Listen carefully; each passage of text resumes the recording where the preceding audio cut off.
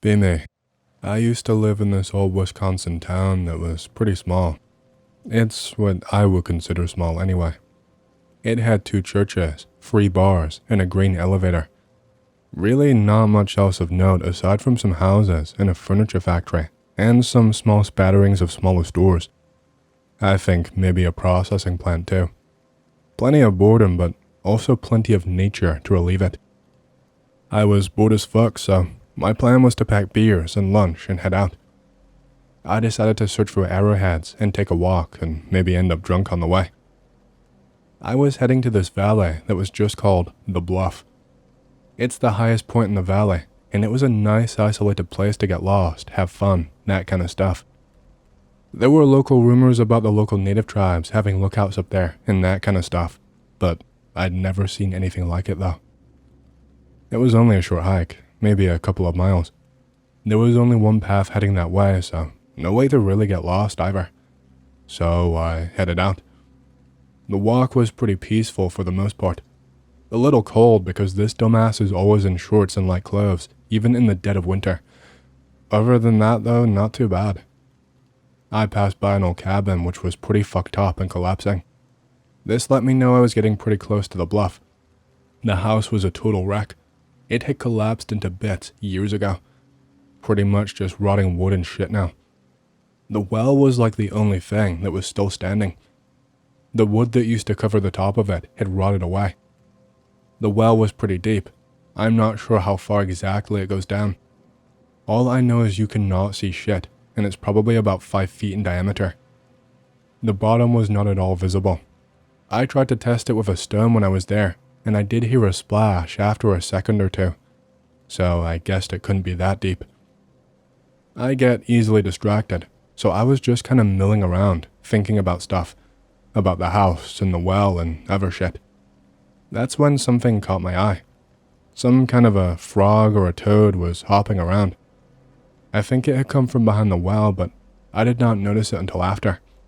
It was pretty big and also quite discolored, like a deep brown or something, or maybe it was just covered in something. It kind of hopped around until it got closer and was almost facing me. I don't know why, but I got the urge to pick it up. Don't ask me why. I hadn't ever picked one up before and I wanted to know how it felt, I guess. As soon as I tried, it started hopping away.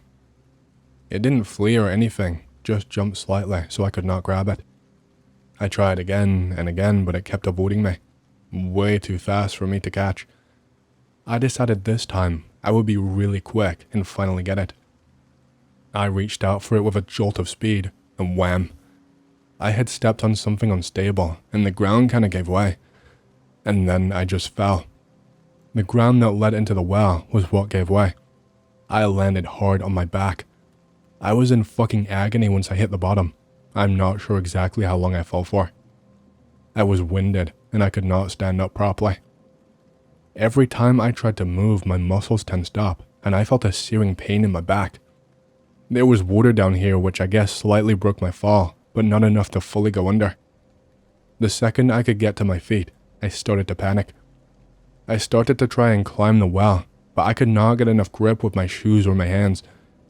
Every time without fail, I would just slide right back down. I didn't know what to do. No one fucking knew I was out here.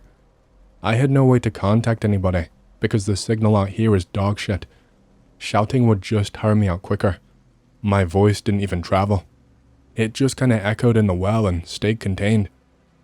It took a little while for my eyes to adjust as it was much darker down here. It was also starting to get cloudy in the sky, and it would not be long before it was pure dark. This was before the days when phones had flashlights, so I had no such luck there. I noticed something in that well though. If I focused my eyes and really looked, I could see marks on the well walls. They weren't from me.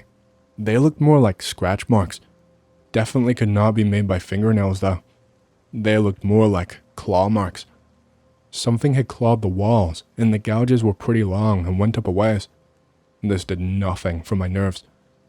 I was now thinking that other things or other people had fallen in before. I hadn't ever heard of a death out here, but maybe locals just kept it hush. Had other people fucking died in this well? Time passed by. I don't know how long. I tried to rest, to power nap, and conserve my energy, but it was no use. After I don't know how many hours, I had what I can only describe as a tantrum. I started kicking at the walls, hitting them, trying to jump up as best as I could. Literally anything. This was probably my biggest mistake. At one point, I just kept stomping and kicking the ground out of pure frustration. Like, just all of the force and energy I had while screaming for help at the top of my lungs.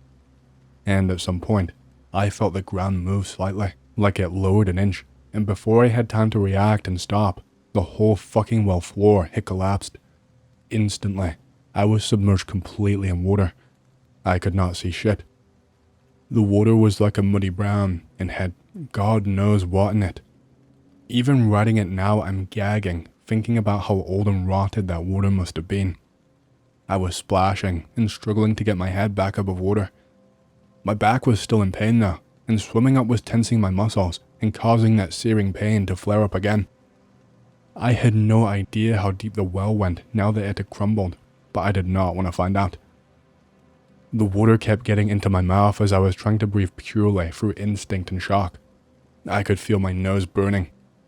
I finally managed to get back above the water after a while, and I was even further from the surface at this point. I was tired, not just from fighting the water, but from the tantrum I was having. I knew I was fucked. With the pain and the exhaustion, I knew I would not be able to keep myself up for that much longer. I would be lucky to survive until the next day before drowning to death. It's a weird feeling to describe, knowing that death is coming no matter what you do, but still fighting against it anyway, struggling with all of your might, knowing that it is hopeless. It's a sense of dread that I hope to never experience again. I must have floated there for maybe another 20 minutes or so, trying desperately to keep my mind off of what was coming. Then I felt something touching my leg. I thought it must have been some kind of junk. I mean shit, the water was already disgusting. It must have been trash or some plant or something, but I could not see anything like that in the water. And the sensation actually moved. It like brushed my thigh and then moved away. I reflexively pulled away and started to splash. I knew I needed to conserve my energy, but I could not help but freak out. Then these like bubbles started to come up to the surface. Just one or two at first, but then more and more started to rise up, and I could smell something horrible. I could already smell rot and stagnant water and shit from the water, but this was something different. It smelled like something had just died right then and there. This just kept happening for a while, and I had no idea what it could be. I did not even have the energy to panic anymore. My muscles were growing tired. The bubble started to slow down, but the water started to move, like a kind of a swirling or something. I could not really see through the water, but I thought I could see the shadow of something moving, like some kind of long and gangly limb. I would have chalked it up to my imagination if I did not feel the displacement in the water. It was moving around below me and then to my sides. It kept touching me, just grazing me at first, but then at one point it grabbed my leg and gave me a sharp tug. I was so tired that I instantly went under. The water was so murky, but I was able to faintly make out something in front of me. It was this hideous face. It looked sort of human, but not quite. The nose was quite long and boiled. The hands and fingers and legs were long and spindly. The skin of the thing looked like it had scales all over it, or something like some kind of a fish-human hybrid. The hair of the thing was quite long, but the face did not look human whatsoever. It had no mouth. It was just skin where the mouth should be. The eyes did not actually have eyeballs, just deep holes that were completely black, like someone had scooped the eyeball straight out. It looked directly at me for a moment, or it seemed to from what I could tell. Then it placed both hands against my temples, and I instantly felt this horrible feeling. It was like a kind of electric shock pulsing through my body. My head started to throb, and I started thrashing back up to the surface. I was in pure flight mode. Even though there was nowhere to go, I had to get away from this thing. I was taking fast, shallow breaths once I got back up, but I could feel just how tired my muscles were. My body was ready to give in any second. The bubble started coming again. And then right in front of me, I saw the water start to ripple and swirl, and it bubbled more aggressively, like it was boiling or something. Something started to slowly rise out of the water. First the top of the head, and then the rest. It was the same thing that I saw that pulled me underwater. I screamed, but my voice was so hoarse that it cut out. I could see the entire body of the thing now as it hovered above me. It was short, really short, maybe only 3 or 4 foot in total. All of the skin was tinged this reddish brown color, and it was all wrinkled and sagging. There were blisters all over the body and bruises too. It had some kind of a tail that was thin and dangling behind it, but I did not pay much attention in my panic. It was wearing some kind of a small bag or a pouch. It was just black and was tied tight with some old rope and was hanging from its neck. The thing hovered and stared at me for a moment before pointing to the pouch. I did not know what it meant, so I just violently shook my head while trying to fight back tears. It proceeded to make this sort of hissing noise before opening the pouch. It sort of floated downwards but only vertically until it was partially submerged and more in line with my face. It showed me the pouch, basically shoved it into my face. I did not want to look, but I could not even move my head away at this point, even if I wanted to. There was barely any light at this point, but I could just barely make out what was inside. It was a fucking skull. I only got a glimpse before I started panicking and shaking my head again, but it looked fucking human. I was just barely floating and shaking my head, and this figure closes the pouch and starts to rise back up out of the water. It rises up, basically up to the top of the well, and in one sudden instant, it flies straight down into the water beside me, and I feel something grab my feet, both of them this time. And in that very same second, I am back under the water. I don't even have the energy to fight back. I felt weirdly peaceful. I tried to look back at the figure, but I could not turn my head around enough. Within a minute or two, I just blacked out. When I came to, I thought I was dead. I thought maybe I had woken up in the afterlife or something, but I woke up in the remains of the cabin. My clothes were completely dry. I was so fucking confused. I tried searching around to try and find out what the fuck happened to me. It was light outside. It must have been midday or something. My phone would not turn on, but I was not expecting it to. My clothes were bone dry. My back did not hurt anymore. I would have chalked it up as a dream, but the ground, it was still partially collapsed. I could see where I had tripped and been pulled under into the well. I had not been dreaming or been drugged or anything. I just packed my shit up and left after that. It honestly just seemed so surreal. Why was I not dead? Why did that thing, whatever it was, not kill me and put my skull in that pouch or whatever it wanted to do? Once I got back to my town, I tried asking around, making sure not to mention what happened since people would definitely think I was crazy.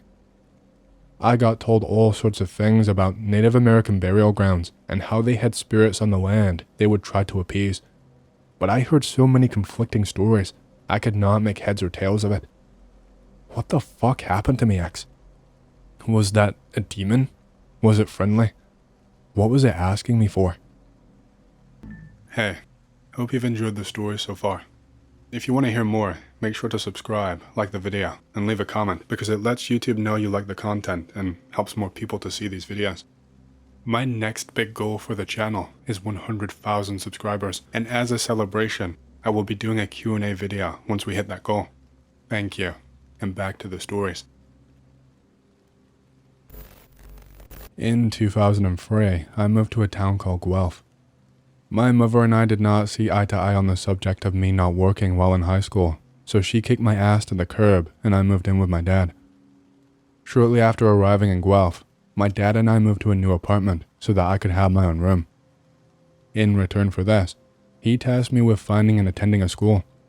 I was psyched at being treated like an adult. The first night in our new place, I was restless. It had been a particularly hot day, and the night was muggy to the point where your clothes would just stick to your skin. I was trying my best to sleep, but it was just not going to happen. I decided to go for a late night stroll and gathered my things. We hit a little table next to the door where we kept our keys, but for some reason, my keys were not there. The apartment was fairly bare at this time, as prior to my arrival, my dad had not really accumulated much in terms of furniture, so when I glanced around the almost empty living room, I saw my keys in the northeast corner. I grabbed them and went for a walk. The walk itself was uneventful.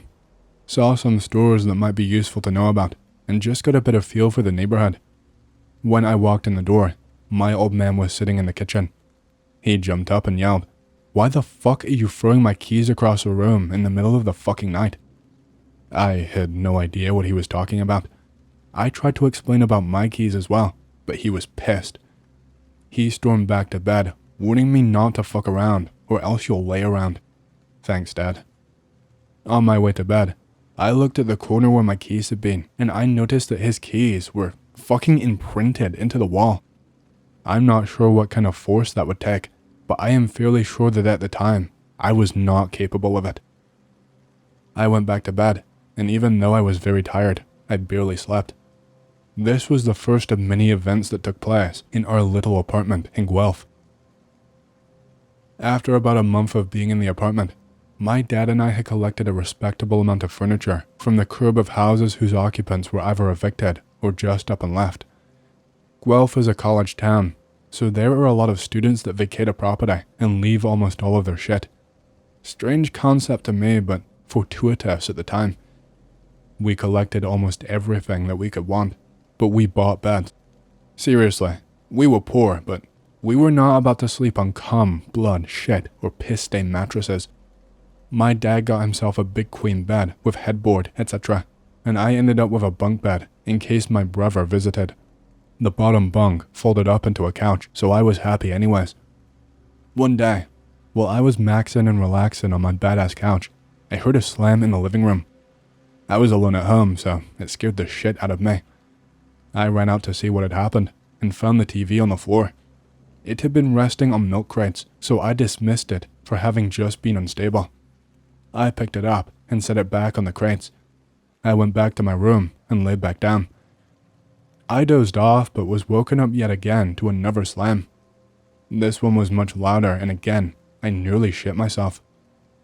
I went back to the living room, figuring the TV had fallen over again, but I found it in pieces in the northeast corner. The wall had been damaged badly, and I did not know what to do. I went to my room, locked the door, and waited for my dad to come home. When he got in, he flipped and accused me of throwing the TV at the wall. He knew full well that such things were far out of character for me, so when I tried to explain what happened, he listened this time around. We both agreed that someone, for some reason, was coming into the apartment to fuck with us, so we agreed to keep the door locked at all times. We cleaned up together, had dinner, and went to bed. That night, I had dreams of an elderly woman who was wearing a yellow sundress. She was short, thin, and looked to be incredibly frail. Her face is what bothered me most though. Her eyes were sunken and cold. Her skin had been cut up, and jagged scars were left behind. Her mouth was just a black pit. She stood in my dream in the northeast corner of our living room. She shrieked, and I woke with a start. I was sweating all over, but felt incredibly cold, despite it being a summer night. The summer passed, and I had no more incidents in the apartment aside from my keys moving to that corner. It now scared the hell out of me, so I found a stick on one of my walks and kept it inside to retrieve my keys with. I know that it sounds absurd, but that's what I did. Come September, I was enrolled in a nearby high school. My first class was biology, which in itself is unremarkable, but it's where I met my best friend Rob. Rob and I became fast friends, and we were inseparable. Rob had quite a few other friends as well, and introduced me so that we would all get to know one another. Before long, I had a circle of friends that I thought were just fucking dandy. One day after school, I brought Rob to my place and introduced him to my dad. We played SNES games, That's all I had at the time, and Dad ordered us some pizza. We had a wicked night. As things were winding down for the night, I went into my room to grab something that I can't recall to give to Rob. My dad had already gone to bed and told us to keep things quiet. As I was searching for whatever it was, I heard Rob talking to someone. I thought maybe he pulled out his phone to tell his parents that he would be home soon. When I came out into the living room, he asked me, "Dude, what the fuck is wrong with your grandmother? She walked out of your dad's room, stares at me, and then goes back in.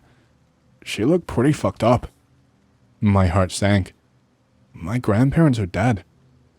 We rushed into my dad's room and found him already sitting up.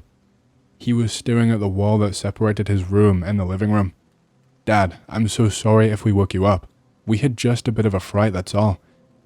He craned his neck in a way that sent shivers down my spine and said, "Naughty little boys did this to me," in a voice that was most certainly not his.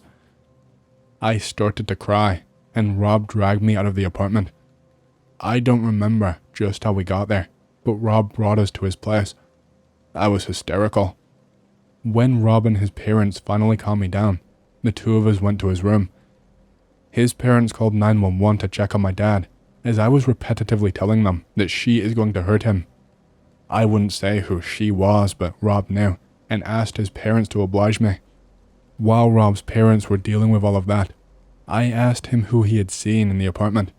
Some old woman in a yellow dress. I tore out of his place with the speed that only someone filled with desperation can achieve. When I arrived at my apartment building, there were 2 police cruisers outside. I feared the worst. I walked up to our unit, each step reaffirming to myself that my father had met some grisly end at the hands of this woman. What had actually happened, though, was just as shocking. The police woke my dad by knocking on the door. He had no recollection of any of this happening, and I got an earful from him and the 2 attending officers. I was in utter disbelief. The day after all of this happened, Rob and I were, as he put it, shit-baked. I did not want to stay in that apartment anymore, and he did not want to visit, which made it doubly unpleasant. His parents didn't want me to visit him either, as I had apparently earned myself the title of Boy Who Cried Ghost Wolf. September continued on, and passed, and the events in the apartment seemed to calm down. Christmas time rolled around, and all was well. The events in my apartment seemed to have stopped, and Rob and I were allowed to visit one another freely again. My dad was out of town for work, and I decided that it would be great if we had a party at my place. Rob agreed wholeheartedly. It was the 23rd of December. I recall this vividly because I was avid that we keep the place clean for my dad's return the next day, Christmas Eve, and the booze flowed freely. The apartment was small, but we managed to fit around 30 people in there, and it was rockin'. Good music, good drinks, and even some good women. We were all having a blast. By around 2 a.m. on the 24th, there were only 6 or so of us left. Rob, his girlfriend, me, my girlfriend, and a couple others that have since faded into obscurity. We were all sitting around the coffee table in the living room smoking a joint, when Rob's girl excused herself to go to the bathroom. She walked towards it, and the door slammed. We all jumped a little. "Wow, what an asshole. Open the fucking door, guy." I asked her who was in the bathroom, but she said it was dark in there and couldn't see who it was that slammed the door. I walked over and called out something along the lines of, "Hey buddy, open up. This isn't a hotel." Rob was now at my side because he was always up for fucking up someone that wronged one of our group. He was a little less kind than I was. "Open the fucking door, I'll keep banging and pounding it, knocking and slamming after that." Whoever was on the other side of that door was fucked. The racket was unbelievable, and I was fed up. I nodded to Rob, and without a word, he counted 1, 2, 3. We both hit the door at the same time, but it didn't budge. Instead, the shrieking began. I don't know how to describe the noise that we heard, but the best I can do is that it was a mix between a wounded cougar and an enraged woman. Rob and I looked at one another. He was as pale as he could be, and I'm sure I was as well. Every bit of blood ran out of my face, and I felt a horrid lump in my stomach. The pounding on the door and the shrieking continued, but somehow I managed to muster the courage to do this. "Rob, 1, 2, 3. We both slammed the door again, and this time we both went through it. And then it stopped. No more pounding, no more screaming, no one in the bathroom. Lights on. We scrambled to our feet and looked at the girls. They were horrified and had gone as pale as we already were. The lot of us grabbed the things that we could, and we left. We left that fucking apartment, and we ran. I never returned there.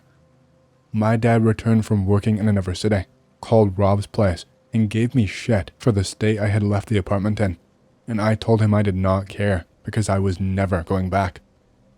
I explained what happened, and he did not believe a word of it. I told him that if we were not going to get a new place, I would live with Rob and his parents. We got a new place a few weeks later. My dad was pissed about having to do the moving out of the apartment all alone, so I had to move all of the stuff into our new place alone. He even saved enough to get me a computer for Christmas, God bless him, and gave it to me when we moved. A year or so later, I decided that maybe I could rationally think about what happened in the apartment, and I decided to Google the address. I was linked back and forth until I finally came across something significant, which was an article written about the building. Woman, 79, brutally murdered in her apartment. I will never go there again. Something crossed the aisle. Be me. At the time this happened, I was an aircraft technician for a small airline. I was based in the middle of buttfuck nowhere. I had no family, so I worked nights for the extra cash. Generally, the day workers will do pretty much everything, leaving me and very few others on lockup and security. Our fleet consists of 2 737s and 6 smaller aircraft in total. This happened 3 nights ago. I was finishing a job on one of the 737s. This plane is not a standard 737, but has a distinct lack of seats and more open space to save the galley in the middle, which acts as a gateway to a seated area. I finished the job that I was doing, and I turned off the power on the airplane. The lights and everything all go out. I leave the cockpit and go to exit the plane. I stop at the doorway for one final check. I look at the glow-in-the-dark strips on the floor that mark out the aisle. Beyond the galley, suddenly the strip on the right side goes dark, and then the left. They reappear a second later, sequentially. My tired brain processes this for about 5 seconds, but does not realize what has been witnessed and that something just moved across the aisle. I exit and lock the plane, and then go home. I get a call from my boss the next morning. "Hey, Anon, so the crew want to know why the fuck are 2 of the seats on aircraft 8 torn to shreds?" The fuck? I go to work. The seats are torn apart and thrown all throughout the plane. I go to the security room and review the camera feed from the cameras on the tarmac last night. I see myself leaving. 20 minutes later, the entire 100,000-pound plane begins to visibly shake up and down. This camera is a fair way back, so this is no small shaking either. After about 25 seconds, a single flash of light appears from the windows of the seated area. Then nothing till morning, when the day crew of technicians arrive. Check the entire plane out for anything else. Fuck tons of circuit breakers are pulled, but there are no faults, so this has been done manually. There is no other apparent damage that we can find. The company is still chasing its tail over what the fuck happened. The plane is still grounded and locked in a separate hangar. Be me. I just turned 21 at the time about 2 years ago. I was going through some shit with my GF and I wanted to go outside. I was poor as fuck, so I had no means of camping and did not own a gun, so I opted to go to a national park for a day-long hike. I wandered aimlessly for hours and hours. That was until I stumbled upon a deer trail that was not too far away from the main trail. I'm just thinking, fuck it. I came here to get lost, so why not go for it? I tread through ferns and thorns for a good 3 miles or so until I came upon a clearing. I wandered the perimeter and started admiring the tree line. The perimeter was only around 30 yards or so. That's when I noticed something big in the distance. At first, I thought it was a bear, or maybe a person or something. I thought this because whatever I could see was walking upright on two legs. As it keeps walking and gets closer to me though, I notice that something is just wrong with this thing. It stumbled for another 10 yards or so close to me before it just stopped and took a look at me. I think it just wasn't expecting to see anyone here. It was probably close to 6'8" in height, and it smelled like fucking death. Its skin looked like it was made of tar and roadkill, and it had a face that reminded me of an orc from Lord of the Rings. The area was still, but I had only just noticed that since I was fixed on this thing. I noticed that it moved with this kind of weird undulating posture as it paced around the tree line, staring at me the whole time it did. It seemed like it was just studying me. I held perfectly still, and I am pretty sure I had piss in my pants by the end of it. I have never been more scared in my entire life. I did see an opportunity to take a photo though luckily, only once it had gotten bored of staring at me and began to walk away though. The quality is terrible, but it's the best photo that I have, and the only proof of my story ever happening. Hey, so this is weird, but there's this guy who's only ever left 2 comments before on this channel, and both times he's asked me to say the phrase, buttered toast? And he just seems really desperate to hear me say it, so buttered toast, I guess? Is this how you guys get your sick kicks nowadays? For shame. Shout out Sean I Play Bass. Shout out Sean Ranklin.